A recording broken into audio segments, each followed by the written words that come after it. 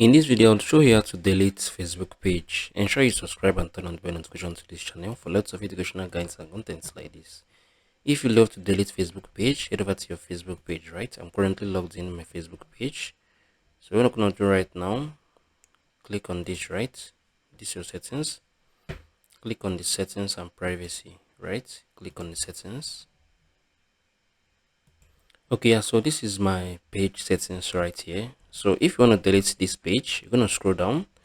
You're going to see the access and control, right? Click on it. Wait for it to load up.